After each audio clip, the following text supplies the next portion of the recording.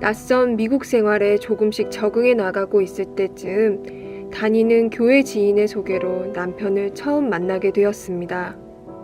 그의 첫인상은 매우 선해 보였습니다. 결혼하면 좋은 아빠, 좋은 남편이 될 것 같았습니다. 그런데 결혼을 한 후 그는 완전히 다른 사람처럼 변했습니다. 제가 일을 마치고 조금이라도 늦게 귀가하면 다른 남자가 생긴 것이 아니냐며 의심을 하고 소리를 지르며 듣기 힘든 욕설을 내뱉었습니다.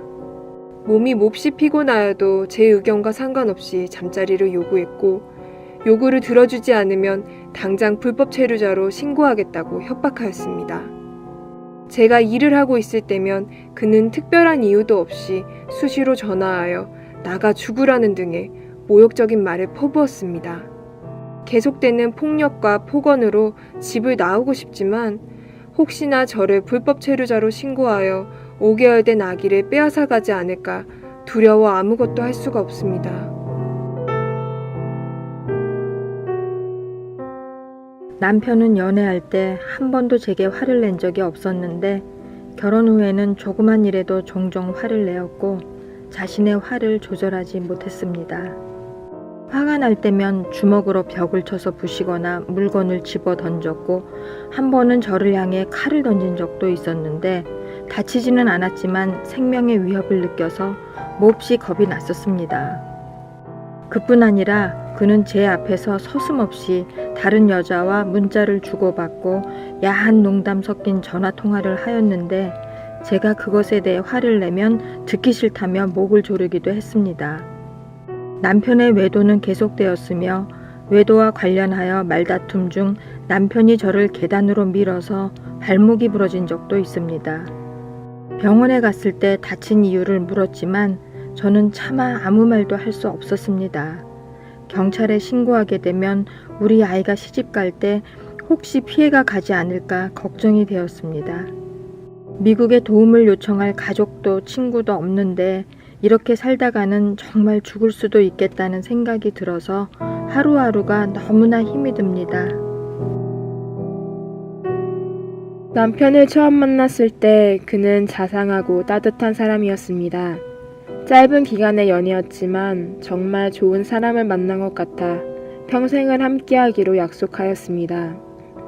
하지만 결혼 후 그는 매일같이 술을 마셨고 친구들과의 술자리를 위해 한마디 상의도 없이 큰 액수의 돈을 마음대로 사용하였습니다. 그는 일도 하지 않았기 때문에 저희 가정은 경제적으로 많이 힘들어졌습니다. 일을 했으면 좋겠다고 권유라도 하면 제 얼굴을 때리는 등의 폭력을 사용하여 대화를 할 수 없었습니다. 술을 마시면 그의 폭력은 더욱 심해졌습니다. 한 번은 제가 한 음식에 맛이 없다며 임신 중인 제 배를 발로 차서 아기가 유산이 될 뻔한 적도 있었습니다. 경찰에 신고를 한 적도 있지만 제 결혼 생활을 이렇게 끝내고 싶지 않아서 또 그가 변할 것이라고 믿어서 몇 번이고 그를 다시 받아주었습니다. 하지만 그는 여전했습니다. 그리고 다시 한번 제가 경찰에 신고를 하면 아무도 모르게 죽여버리겠다고 협박을 하여 저는 아무것도 할 수가 없습니다. 스스로 목숨을 끊으려고도 해보았지만 어린 제 아기가 눈에 밟힙니다.